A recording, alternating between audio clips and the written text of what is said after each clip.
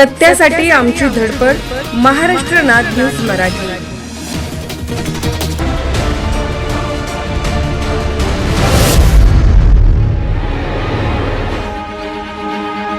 सुपारी फुटली आहे. तयार आहे ना तुम्ही सगळे? आम्ही अदलाबदल करत असतो. कधी मी मुख्यमंत्री असतो, कधी मग शिंदेने त्याला कधी डोळा मारला की दाढीवर हात फिरवला. आगे झाला जागे राहा, नाहीतर अनाकोंडा आ जाएगा. एकीकडे लावणी, दुसरीकडे अजून कुठलं आंदोलन. मी सडाफटिंग माणूस आहे. तुमच्याकडूनच व्याजाने आणि उसने.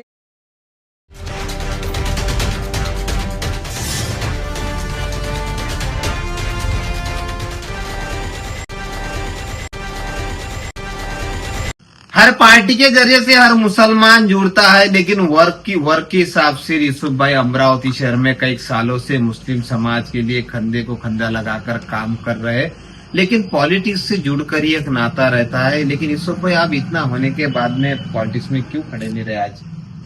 ये नगर सेवक का इलेक्शन था. मैं आमदार का इलेक्शन लड़ा. पहले जनता का पहले मैंने 3 साल काम किया. जब जनता के बीच में नगर सेवक नहीं थे तो पूरे शहर की जनता, यहाँ तक के जिले की जनता मेरे पास समस्या पेश करती थी. मैं मानव अधिकार सहायता संघ डिस्ट्रिक्ट चेयरमैन शेख यूसुफ जनता की आवाज के नाम से मशहूर हूँ. उसके लिए मैं जनता के लिए हर समस्या पे काम करता था. कचरा, नाली, रोड, कीचड़, इस पर काम करता था. ब्लड, दवाखानों के काम, ऑपरेशन के काम, यानी बहुत सारी समस्या पे काम करता था. तो जनता के बीच में मेरा अच्छा मैसेज था, अच्छा पॉपुलर हो गया था मैं जनता के लिए. तो जिसमें आमदार का इलेक्शन आया तो आमदार के इलेक्शन के अंदर में लोगों ने थोड़ा माहौल खराब करे. पढ़े लिखे लोग चाहिए थे लोगों को, काम करने वाले लोग नहीं चाहिए थे. लोग समझते हैं कि ज्यादा पढ़ा लिख ही काम कर सकता, लेकिन हमने पढ़े लिखे भी मौजूद थे और आज जितने आमदार है, खासदार है, सब मौजूद थे शहर के अंदर में, लेकिन फिर भी हम समस्या में खड़े रहते थे. इतने नगर सेवक होने के बाद में भी लोग उनके पास नहीं जाते थे, यूसुफ भाई के पास जाते थे. अच्छे अच्छे लोग मेरे पास में बेचारे काम लेकर आते थे, अपनी समस्या लेकर आते थे. डिपार्टमेंट के लोग भी मेरे को समस्या बताते थे, मैं उनके समस्याओं को हल करता था. क्यों करता था? क्योंकि मेरे अंदर में हिम्मत है, हौसला है, काम करने का जज्बा है, इंसानियत का जज्बा है. हर इंसान के सुख दुख को मैं समझ सकता हूँ. जब इंसान तकलीफ में होता है उस वक्त में उसके काम आना चाहिए. खुशी में तो कोई भी काम में आ जाता है, खुशी की जगह पे तो कोई भी खड़े हो जाता है, लेकिन तकलीफ की जगह पे कोई खड़ा नहीं होता. हर मुस्लिम समाज में आज अलीम पटेल भी नए होने के बाद में विधानसभा का इलेक्शन लड़े, कुछ वोटिंग से गिरे. असुद्दीन ओवैसी यहाँ पर आकर कहने का मकसद करते हैं कि मुस्लिम समाज मेरा है. हर मुसलमान नेता होने की कोशिश करता है, लेकिन लोकल में कोई दिखता नहीं. मुस्लिम समाज न अलीम पटेल का है, न मुस्लिम समाज असदुद्दीन ओवैसी का है. कुछ लोग अगर जुड़ गए तो समाज उसका नहीं होता. मुस्लिम समाज को एक तो ज्यादा नॉलेज नहीं है, उनको नाली सफा कराने का तरीका नहीं है मुस्लिम समाज के अंदर में सही तरीके से. अगर होता तो इतनी समस्या मेरे पास में क्यों आती थी? जो समाज एक नाली को सफा करने की नॉलेज नहीं जानता है तो बाकी नॉलेज उनके पास में क्या हो सकता है? असदुद्दीन ओवैसी के हमने इससे पहले 11 से 12 मेंबर चुनकर दिए 5 साल पहले. पिछले 5 साल 9 साल पहले, 4 साल तो अभी इलेक्शन लेट हो गया. तो पिछले 9 साल पहले जो उनके इलेक्शन में मतलब इतने लीडर चुनकर, नगर सेवक चुनकर देने के बाद में उन्होंने क्या विकास करे शहर के अंदर में? ओवैसी साहब आते, अपना मजहब के ऊपर में बात करके मुसलमानों के भावनाओं को भड़काते. मुसलमानों की भावना भड़क जाती, मुसलमान एकदम भड़क जाता और असदुद्दीन ओवैसी के भाषण पे लड्डू होकर उनको वोट दे देता. इस तरीके से क्या होता है कि समाज बिखर जाता है. एक पार्टी को गिराकर खत्म कर देते हो, पार्टी को खत्म करने वाले ओवैसी. जिसका चलता है पार्ला उसको खत्म करने के लिए आते हो और उसके बाद में चले जाते हैं. बाद में झाँक कर भी नहीं देखते कि अमरावती वालों तुम्हारी क्या समस्या है? का तुम्हारी नाली भरी भी है? का तुम्हारे रोड कच्चे हैं? का तुम्हारे स्कूलें कच्चे हैं? का तुम्हारे स्कूलों में सहूलत नहीं है? आज बहुत सारी जलम दाखले को लेके जनता परेशान, मूर्ति दाखले को जनता लेके परेशान, कारपोरेशन में पूरा अत्याचार, भ्रष्टाचार, हर जगह प्रशासन का कोई सहारा नहीं, कोई सपोर्ट नहीं. मुस्लिम समाज बेसहारा घूम रही है. मुस्लिम समाज को संदेश क्या देना चाहते हो? मुस्लिम समाज को संदेश देना चाहता हूँ कि आप अपने लीडर जो है हौसले वाले चुने, काम वाले चुने, काम करने वाले चुने। आप उनकी कदर करने वाले बनो, या ऐसे भाषण करने वालों की और ऐसे पढ़े लिखों के लेवलों के ऊपर में मत जाओ जो आपकी भावनाओं के साथ में खिलवाड़ करते हैं, खेल करते हैं। ये सिर्फ आपके साथ खेल कर सकते हैं, इलेक्शन के समय में आपके साथ खड़े नहीं रह सकते हैं। ये मेरा अनुभव है, मेरा तजुर्बा है, और आपको भी तजुर्बा है इसका। जनता से मैं निवेदन करता हूं कि जनता ने भी इसका तजुर्बा ले ली। अगर जनता ने इसका तजुर्बा नहीं ली तो मेरे से ले लो तजुर्बा, क्योंकि मैंने देखा खुद, जब इनके लीडर होने के बावजूद में जब जनता इनके पास में जाती थी तो कारपोरेशन के नगर सेवक कहते थे कि हमारे पास पद नहीं है। तो ये पद से काम करने वाले लोग हैं, और हम यूसुफ भाई बगैर पद के काम करने वाले है। हम बिगर नगर सेवक के, बिगर आमदार के, बिगर खासदार के हम बड़े बड़े काम करने का हौसला रखते हैं। काम कागज और कलम से होता है, और पढ़े लिखे लोग बहुत है शहर के अंदर में। आप किससे भी सलाह ले सकते हैं, मशवरा ले सकते हैं। कायदा हरेक के लिए है, कानून हरेक के लिए है, हरेक को न्याय मिलता, न्याय लेने वाला चाहिए। नमस्कार, आज पहुंच चुके हैं अपन अमरावती शहर में अपने साथ बातचीत करने के लिए शेख यूसुफ साहब, भारतीय जनता पार्टी के स्टार प्रचारक। हर पक्ष के हर पदाधिकारी अपने अपने इधर से निवडणूक के हर बारे में अपने वादे कहते हैं, लेकिन कुछ पक्ष के लोग हर समाज को ना चलकर माजी खासदार नवनीत राणा मुस्लिम समाज के बारे में जो आज शब्द पर शब्द अच्छे तरीके से बताए दिए जा रहे हैं, और कुछ जो जबान पर नहीं आना चाहिए ऐसी भी कुछ बातें कही जा रही है, उससे मुस्लिम समाज पर कहीं आने वाले समय पर वोटिंग हो या मतदान हो, इससे ताशरे खींचे जा रहे हैं। इस मौके पर अल्पसंख्यक से जुड़े हुए अपने साथ यूसुफ भाई है, उनसे बातचीत करना चाहेंगे। क्या बता सकते हो आप? मैं भारतीय जनता पार्टी शेख यूसुफ स्टार प्रचारक, मैं भारतीय जनता पार्टी से जुड़ा हुआ हूँ। मैं इस विषय के ऊपर में ये बात करना चाहता हूँ कि नवनीत राणा जी को जो बात मालूम पड़ी है वो उनके नॉलेज में नहीं है। वो किसी मौलाना, कौन मौलाना है, उसने बयान दिया है, भाषण दिया है, जो भी सुना है उन्होंने सिर्फ 19 बच्चों के बारे में सुना है कि मुसलमानों को 19 बच्चे होते हैं। तो उनके नॉलेज में भी नहीं है ये बात, क्योंकि मुसलमानों को एक जमाने के अंदर में 120 बच्चे होते थे। एक हदीस में आता है, एक साहबी है जिनका नाम आता है हजरत अनस बिन मालिक रजी अल्लाह ताला अन्हु अजमाइन, जिनको 1400 साल पहले 120 बच्चे थे, जिसमें से 40 बच्चे खुद उनके जिंदगी में अपने हाथ से उन्होंने दफन किया है, जिनका इंतकाल हो चुका था, जिनकी मृत्यु हो चुकी थी, जो इस दुनिया से चले गए थे। ऐसे 40 उन्होंने दफन किए थे, 80 उनके जिंदगी में मौजूद थे, वो दुनिया से फिर चले गए। तो उनके नॉलेज में जितनी बात थी उन्होंने कह दिया। मुसलमान ताकतवर हुआ करते थे, मुसलमान जानदार हुआ करते थे, मुसलमान खानदानी हुआ करते थे, उनके बड़े बड़े कबीले हुआ करते थे, और उनमें उतने बच्चे पालने की कैपेसिटी थी उस दौर में कि वो बड़ी बड़ी औलादों को अपनी परवरिश करते थे, अच्छे तरीके से करते थे। लेकिन आज वो दौर नहीं है, आज का दौर वैसा नहीं है। आज का दौर तो ऐसा है कि अगर आज इस साल में शादी हुई थी, ये साल शादी हुई, वो साल बच्चा पैदा होता है 9 महीने के बाद, तो जब हॉस्पिटल में बच्चे के लिए जब अपनी माँ जाती है डिलीवरी पीरियड में, तो उस वक्त में ये हो जाता है कि डॉक्टर ने पहले ही उसको डॉक्टर ने घबरा देते हैं कि तुम्हारा सीजर करना पड़ेगा। वो पहले ही आधी मर जाती है, घबरा जाती है, उसका बीपी लो हो जाता है, उसका शुगर बढ़ जाता है, ये वो बीमारियां पैदा हो जाती है उसके अंदर, दवाइयां चालू हो जाती है शुरू से ही, तो फिर वो सीजर हो जाती है। पहले बच्चे में सीजर हो जाता है आज के दौर में। दूसरा बच्चा जब होता है तो उसका बच्चा होने के वो भी सीजर से होता है और उसका ऑपरेशन हो जाता है, तो फिर तीसरा बच्चा पैदा करने की मुश्किल है आज के दौर के मुसलमानों को। तो कहा 19 और 20 बच्चे पैदा करेंगे आज के दौर में, कमजोर है और हालात के हिसाब से कमजोर है, और हर इंसान घबराया हुआ है। सरकार का भी प्रेशर है कि भाई 2 बच्चों के ऊपर में बच्चे पैदा ना हो करके, इसलिए भी लोग डर रहे हैं। तो ऐसी बातें ना करे तो ज्यादा अच्छा है, जिससे समाज को तकलीफ हो रही है और समाज परेशान हो रहा हो।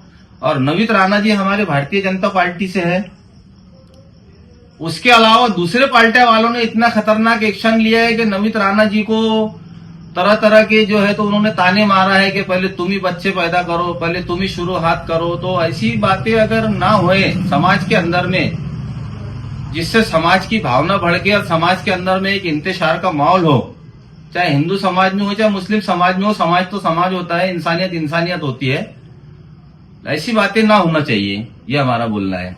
नहीं, कैसा होता है कहने का मकसद, भाजपा में मुस्लिम समाज भी जुड़ा हुआ है। मुस्लिम समाज में ऐसे कोई पदाधिकारी और ऐसी बात कहे तो मुस्लिम समाज में मुस्लिम समाज का नेता ऐसा बात होने के बाद में कार्यकर्ता ने करना कैसा?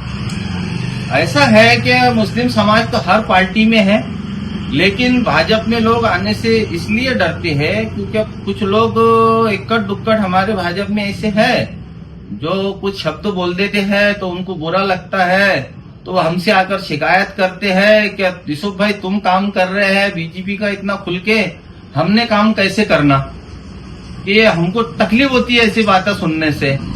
तो मैं उनको समझाता हूँ कि भाई देखो, अगर कोई बोल रहा है तो आप उस पर ध्यान मत दो, क्योंकि बीजेपी को आप एक नजर से मत देखो, बीजेपी की दो नजरों से देखो। आपको दो आंखें दी है अल्लाह ने, भगवान ने, आप दो आंखों से देखो।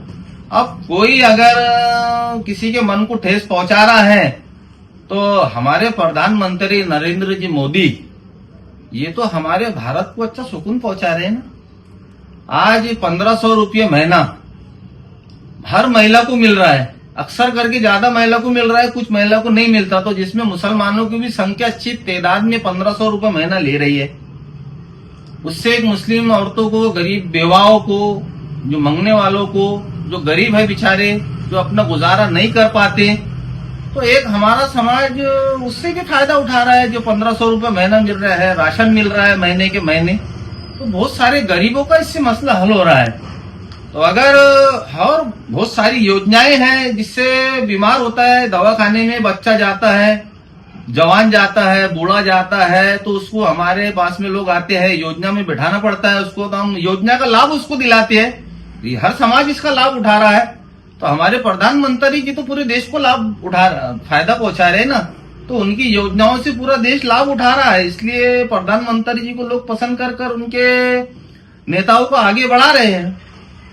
मुस्लिम समाज में भी अल्पसंख्यक के कुछ लोगों को भी निधि का फायदा ले रहे हैं और मुस्लिम समाज में भी लाडली बहना के पैसे मिल रहे हैं, लेकिन ऐसे कोई पक्ष के पदाधिकारी कुछ बोलते हैं तो पदाधिकारियों में से कार्यकर्ता का प्रॉब्लम हो जाता है ना।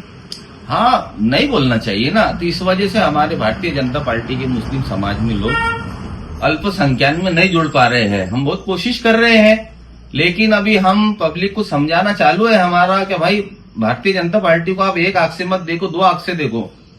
कुछ लोग अगर खराब बोलते हैं तो कुछ लोग अच्छे भी है, जैसे हमारे आमदार यहाँ के धामनगांव रेलवे के अच्छे आमदार है, और इसी तरीके से बीजेपी के बहुत सारे आमदार है जिनसे हमारे अच्छे बड़े बड़े संबंध है। हमारे नितिन गडकरी साहब है जो भारत का नक्शा बदल रहे हैं, छोटी छोटी रोडों को बड़े बड़े रोड कर रहे हैं, 6 बना रहे हैं, बड़े बड़े 4वे बना रहे हैं, दिल्ली से बंबई, दिल्ली से कलकत्ता, दिल्ली से हैदराबाद। अब ये इतने बड़े बड़े काम हो रहे हैं तो जिससे अपने देश तरक्की पे जा रहा है। और हमने नितिन गडकरी साहब से भी मिला है, हम नितिन गडकरी साहब की सोच अच्छी है, नितिन गडकरी साहब की विचारधारा अच्छी है। तो हर पार्टी में कोई ना कोई बुरा रहता है, तो हर पार्टी में कोई ना कोई अच्छा भी रहता है। तो हाँ, मेरा बोलने का मतलब ये है मेरी मुस्लिम समाज से कि आप बीजेपी को एकदम हल्के में मत लो और बीजेपी को एकदम हल्का मत समझो। बीजेपी एक अच्छी पार्टी है, बीजेपी के अंदर में इक्कड़ दुक्कड़ लोगों की वजह से आना मत छोड़ो, बीजेपी के अंदर ताकत से आओ। आएंगे तो आपको जो लाभ मिलने वाला है मुस्लिम समाज को, आप उसके अंदर आएंगे और जो लाभ मिलने वाला है अपने समाज तक के पहुंचाएंगे। राष्ट्रीय अध्यक्ष जमाल सिद्दीकी साहब कई सालों से मुस्लिम समाज के अल्पसंख्यक की काम होने की कोशिश कर रहे हैं, लेकिन कुछ वक्त ऐसे हो जाते हैं कि उस वजह से उनको भी परेशानी आती है। परेशानी का सामना तो उनको भी करना पड़ता है, और जो भी पदाधिकारी है अल्पसंख्यक के अंदर में मुस्लिम समाज का, उसको मुस्लिम समाज की तरफ से बहुत ठेस पहुंचती है। उसको दलाल बोला जाता है, उसको भड़वा बोला जाता है, उसको गाली दी जाती है। अब हम भारतीय जनता पार्टी में किस तरीके से रह रहे हैं तो हमको ही पता है, तो हम तो हमारे हौसले पे रहते हैं। अब लोगों को नहीं समझता तो लोगों को क्या करना। कौन से बुनियाद पर नवनीत राणा ने ऐसा विषय निकाला कि वह मुस्लिम समाज के अलावा हिंदू समाज ने भी 4 बच्चे पैदा करना चाहिए? उनकी विचारधारा है क्या, हमारे देश की संख्या बढ़ना चाहिए और मुस्लिमों से लड़ना चाहिए, ये उनकी सोच है। हम तो चाहते हैं कि भारत में हिंदू मुस्लिम का झगड़ा खत्म होना चाहिए। भारत में हिंदू मुस्लिम का झगड़ा खत्म होगा तो भारत हमारा तरक्की पर आएगा, हमारा देश तरक्की पे जाएगा, हमारा मुसलमान बच्चा बॉर्डर पे खड़े रहेगा हिंदुस्तान की रक्षा करने के लिए। हम तो ये चाहते हैं। आज भी हम ये ऐलान करके बोलते हैं कि अगर जरूरत पड़ती है तो मैं बूढ़ा आदमी होकर मैं बॉर्डर पे खड़े करूंगा। अगर मेरे प्रधानमंत्री मुझे आदेश देते हैं कि जाओ यूसुफ बॉर्डर पे खड़े हो जाओ, आज अपने देश पर हमला होने वाला है, तो यूसुफ सबसे पहले अपनी जान को पेश करेगा शहीद होने के लिए। और यूसुफ भाई, आपका अमरावती शहर में भी पीले मट्टी का नाम आता है कि पीली मट्टी कैसा इसमें नाम आता है, क्या ऐसी शख्सियत है? कैसा है, ये मट्टी एक कलर है, बहुत सारे प्रकार के कलर है। आदमी जब खुशी में आता है तो उसकी खुशी उसके सामने रहती है, कलर उसके सामने नहीं रहता। तो कोई भी कलर उड़ा लेता है अपने आंख पर।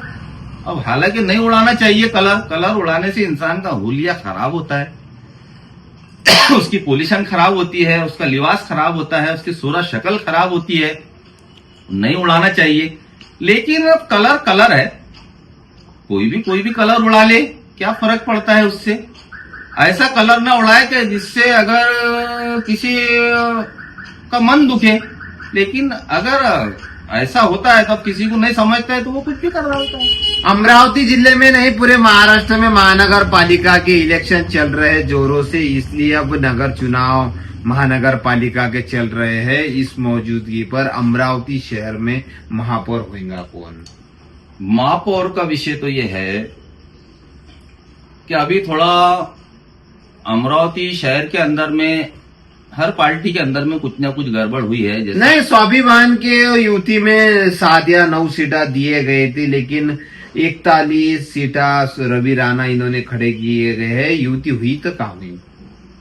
युति हुई थी, युति होने के बाद में उन्होंने 41 सीटें खड़े किए तो हमारे चंद्रशेखर बावनजी कुड़े पालक मंत्री, इन्होंने उसको समर्थन को वापस ले लिया है, अपना पक्ष खुद लड़ा रहे हैं और दूसरी सीटों को समर्थन दे दिया। जो स्वाभिमान के लिए जो विरोध में लोग गए उन पर भी एक्शन लेकर 6 महीने के लिए उनको निलंबित किया गया है। हाँ, वो तो किया गया है। ऐसा तो होते ही रहता है, पार्टी है। भारतीय जनता पार्टी कोई छोटी मोटी पार्टी नहीं है, पूरे भारत को चला रही है। उसके अंदर में तो अच्छे बुद्धिमान लोगों का काम है अपनी पार्टी को बढ़ाने के लिए हमको लोगों के अंदर में प्यार बांटना पड़ेगा, मोहब्बत बांटना पड़ेगा, उनके विचारधारा के हिसाब से चलना पड़ेगा, उनके मजबूरी के अंदर में साथ में खड़े रहना पड़ेगा।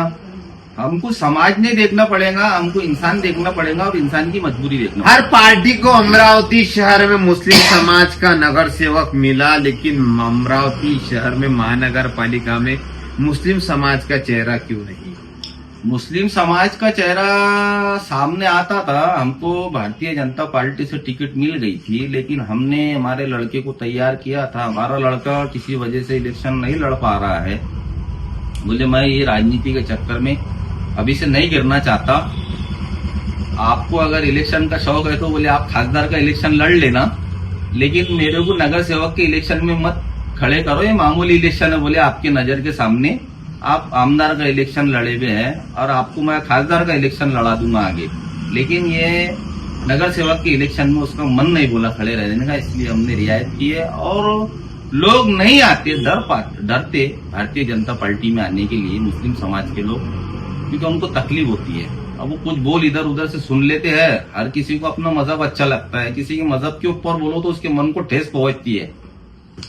तो हम पार्टिया में रहकर भाषण दे, लेकिन किसी के मन को ठेस पहुंचाने वाली बात ना करे। अमरावती जिले में माजी खासदार नवनीत राणा ने कहा कि आने वाले वक्त में 15 तारीख का इलेक्शन होने के बाद में 16 तारीख को जय सिया राम कहने वाला ही महापौर होगा। ये तो उनका जैसा बोलना है, लेकिन ये तो कैसा है, आने वाला वक्त बताएगा किसके सीटा कितने आते हैं। ये तो 16 तारीख बताएंगी, 15 तारीख मतदान की होंगी और 16 तारीख को जो है तो डिक्लेयर होगा। हम तो ये चाहेंगे कि भारतीय जनता पार्टी से हमारा महापौर बने एक समाज की सेवा करने वाला, इंसानियत को लेकर चलने वाला, ना कि इधर उधर की बात करने वाला। इधर उधर की बात करेंगे मन को ठेस पहुंचेगा, लोग नहीं जुड़ेंगे। हम तो हर समाज का काम करते, हर समाज को लेके चलते, हम भेदभाव नहीं करते।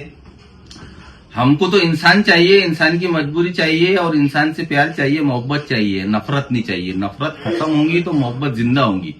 नफरतों में अगर हम चलेंगे तो हमसे लोग जुड़ नहीं पाएंगे। तो हमारा निवेदन है हमारे पदाधिकारियों से भी, क्या भाई समाज के अंदर में प्यार को कायम रखे, क्योंकि अभी हमें ये तो नगर सेवक का इलेक्शन है, अभी हमें खासदार का इलेक्शन लड़वाना है। हमारे भारतीय जनता पार्टी का खासदार चुन के लाना है, तो उसके लिए तो हमको पूरे जिले को कवर करना है, कोने कोने में जाके हर इंसान से प्यार कर कर उसको अपना बनाकर, अपना बनेगा तो हमको वोट करेगा भारतीय जनता पार्टी को, तो हमारा खासदार आगे चुन कर आएगा। नफरतों की वजह से हमारी नवनीत राणा जी हार गई।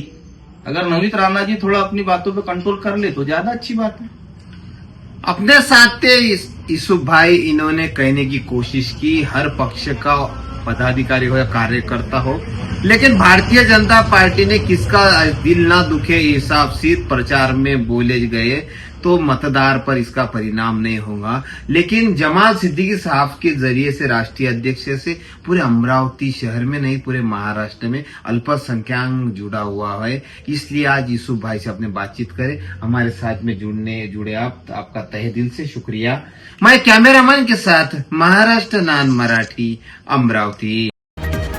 सत्यासाठी आमची धडपड महाराष्ट्र नाद न्यूज मराठीला सबस्क्राईब करा आणि बेल आयकॉनला क्लिक करा आणि रहा अपडेट।